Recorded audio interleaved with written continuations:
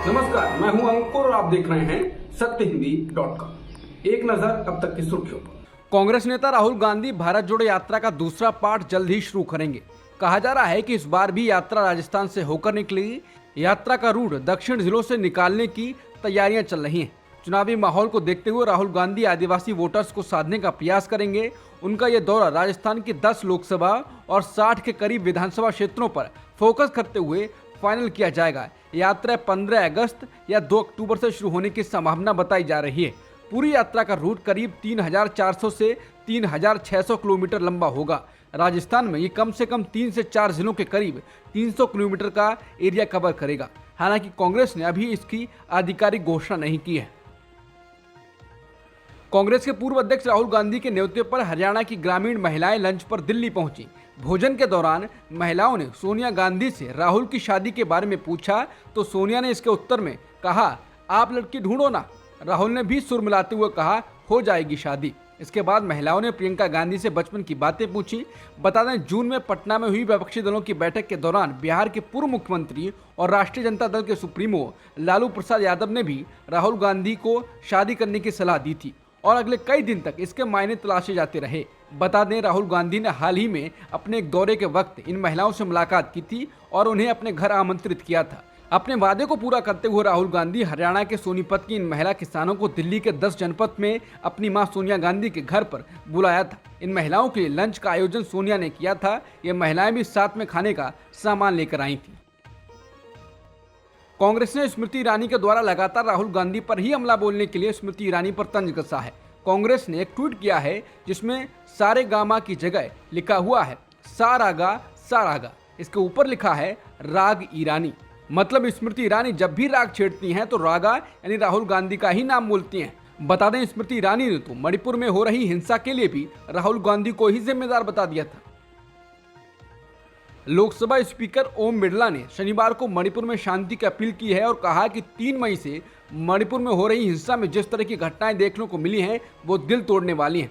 असम के शिलोंग में हो रही कॉमनवेल्थ पार्लियामेंट्री एसोसिएशन के एक सम्मेलन को संबोधित करते हुए उन्होंने कहा कि केवल शांति बहाल करने से ही राज्य और पूरे इलाके की तरक्की हो सकेगी। उन्होंने मणिपुर का जिक्र करते हुए कहा, ये घटनाएं दिल तोड़ देती हैं। राज्य में जो भी घटनाएं हुई हैं वो सही नहीं थी। ये घटनाएं हमारे पूरे समाज को दुख देती हैं। विपक्षी गठबंधन इंडिया के डेलीगेशन ने मणिपुर पहुंचकर राहत शिविरों में जाना शुरू कर दिया है। कांग्रेस ने ट्वीट कर कहा कि मणिपुर में इंडिया के डेलीगेशन ने राहत शिविरों में जाकर लोगों से बात की, उनकी तकलीफें समझी और उन्हें हिम्मत दी। कांग्रेस ने कहा कि हम मणिपुर में शांति बहाल करने की हर संभव कोशिश कर रहे हैं। हम सभी मणिपुर के साथ खड़े हैं। इस दौरान कांग्रेस नेता अधीर रंजन चौधरी ने कहा कि मणिपुर के लोग बेहद डरे हुए हैं। इनका सरकार पर से विश्वास पूरी तरह से उठ चुका है। इन्हें पता है सरकार हमारी कोई मदद नहीं करेगी। कांग्रेस सांसद गौरव गोगोई मणिपुर में प्रतिनिधिमंडल के साथ हैं। राहत शिविरों में जाकर उन्होंने कहा, हमने कुल 4 राहत शिविरों का दौरा किया है। चुराचांदपुर में 2, इम्फाल में 1 और मोइरांग में 1।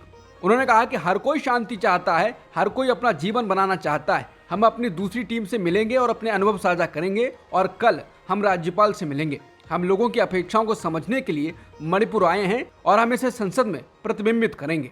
विपक्षी गठबंधन इंडिया के सांसदों का दल आज शनिवार को मणिपुर जा रहा है, जिस पर बीजेपी नेता और केंद्रीय मंत्री अनुराग ठाकुर ने निशाना साधा। कोलकाता में अनुराग ठाकुर ने कहा कि गठबंधन के सांसदों को बंगाल और राजस्थान भी जाना चाहिए। अधीर रंजन चौधरी को सांसदों के साथ बंगाल की स्थिति भी देखनी चाहिए। अनुराग ठाकुर ने कहा कि बंगाल में जिनकी हत्या हुई, विपक्ष के सांसदों को उनके घरों पर भी जाना चाहिए।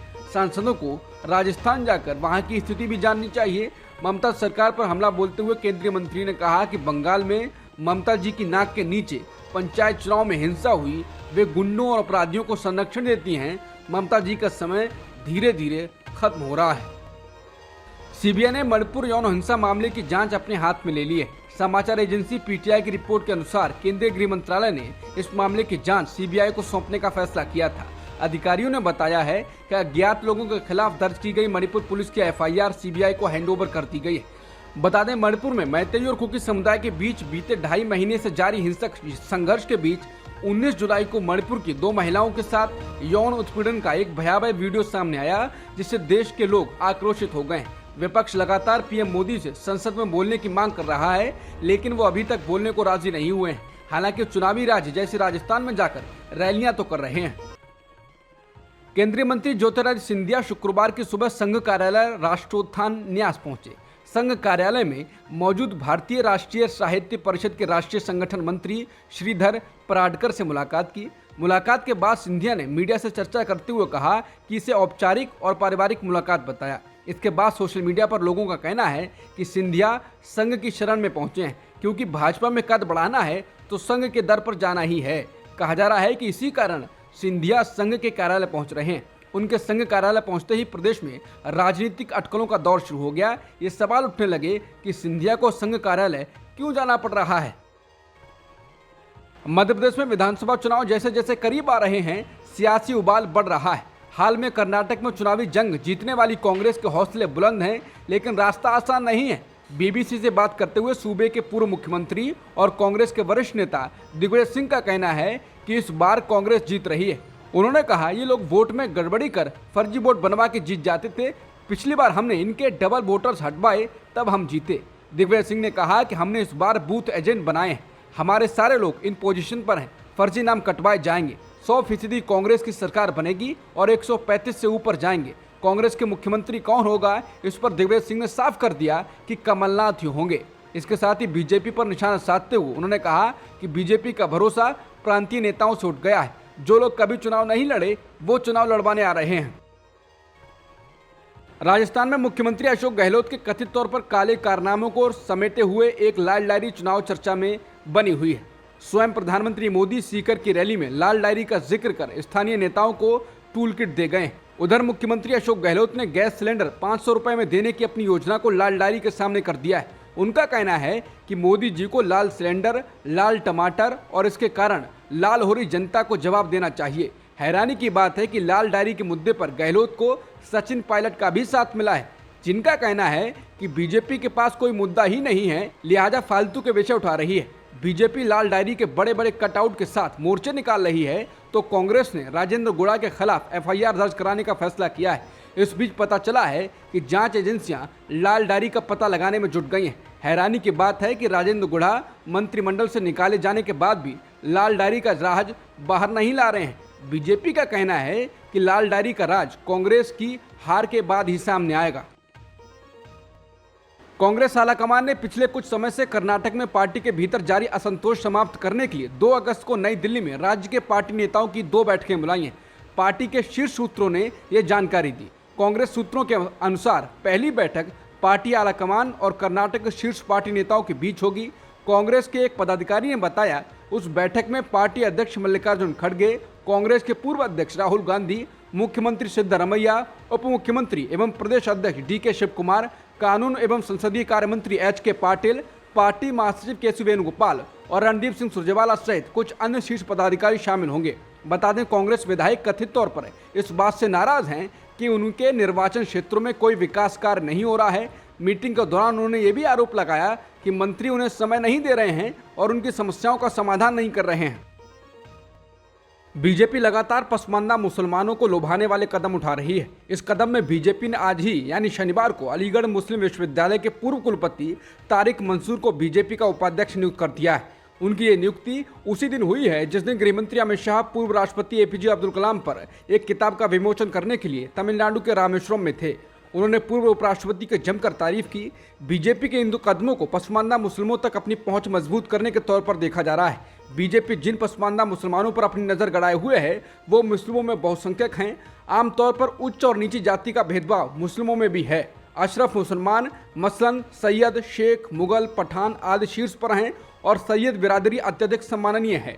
अशराफ प्रभुत्व के खिलाफ आंदोलनों का नेतृत्व पिछड़े और दलित मुसलमानों ने किया है और इन्हें ही पसमानदा नाम से जाना जाता है। समुदाय के केवल 15% लोग इन उच्च जाति समुदायों से आते हैं, जबकि बाकी बड़े पैमाने पर पसमानदा मुसलमान हैं। कश्मीर में शियाओं के लिए एक प्रमुख आउटरीच में जम्मू कश्मीर के उपराज्यपाल मनोज सिन्हा ने शनिवार को श्रीनगर में जुलजनाह जुलूस में भाग लिया, जो इस्लामिक महीने मुहर्रम के दौरान समुदायों के लिए शोक का एक कार्यक्रम है।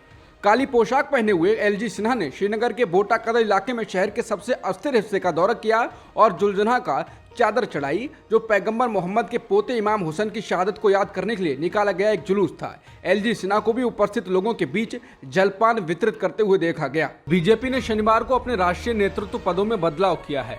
पार्टी द्वारा जारी केंद्रीय पदाधिकारियों की सूची में बांडी संजय कुमार और राधा मोहन अग्रवाल को महासचिव पद मिला है। सूची में 15 उपाध्यक्ष, 9 महासचिव, संगठन प्रभारी के रूप में बीएल संतोष और 13 सचिव शामिल हैं। बीजेपी की सूची तब आई है जब वो राजस्थान, मध्य प्रदेश, छत्तीसगढ़ और तेलंगाना जैसे राज्यों में आगामी विधानसभा चुनावों की तैयारी कर रही है।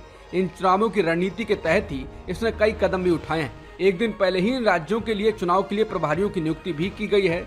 बहरहाल बीजेपी ने अब केंद्रीय नेतृत्व में बदलाव की सूची जारी की है। तमिलनाडु के कृष्णागिरी जिले के एक पटाखा फैक्ट्री में हुए विस्फोट में शनिवार को 3 महिलाओं सहित 8 लोगों की मौत हो गई। प्राप्त जानकारी के मुताबिक ये विस्फोट सुबह करीब 10 बजे तब हुआ जब 2 महिला मजदूर पटाखा निर्माण में प्रयोग होने वाले बारूद को उठाकर ले जा रही थी। पटाखा फैक्ट्री की इस यूनिट में लगभग 12 से 15 मजदूर काम कर रहे थे। विस्फोट के बाद इनमें से कई मजदूर घायल हो गए। इनकी सही संख्या अभी सामने नहीं गई है। विस्फोट इतना भीषण था कि इसके बाद लगी आग की चपेट में आसपास के घर और दुकानें भी आ गईं। पास के एक होटल की भी दीवार ढह गई है। विस्फोट के बाद पुलिस और फायर ब्रिगेड कर्मियों ने राहत एवं बचाव कार्य शुरू किया। घायलों को कृष्णागिरी के सरकारी मेडिकल कॉलेज अस्पताल में भर्ती कराया गया। इस हादसे की पुष्टि मीडिया से बात करते हुए कृष्णागिरी जिले के एसपी सरोज कुमार ठाकुर ने की है। उन्होंने कहा कि पटाखा फैक्ट्री में विस्फोट की घटना में अब तक कुल 8 लोगों की मौत की सूचना मिली। इस हादसे पर प्रधानमंत्री मोदी ने ट्वीट कर गहरा शोक जताया है। उन्होंने कहा कि तमिलनाडु के कृष्णागिरी में स्थित पटाखा फैक्ट्री में हुआ हादसा दुखद है। उन्होंने लिखा कि इस अत्यंत कठिन समय में मेरी संवेदनाएं और प्रार्थनाएं पीड़ित परिवारों के साथ हैं। घायलों के जल्दी स्वस्थ होने की मैं कामना करता हूं। उन्होंने प्रत्येक मृतक के परिजनों को 2 लाख रुपए की अनुग्रह राशि देने की बात कही। वहीं घायलों को 50,000 रुपए की सहायता राशि दी जाएगी। अब तक की खबरों में इतना ही। बाकी खबरों के लिए बने रहिए सत्यहिंदी.com के साथ।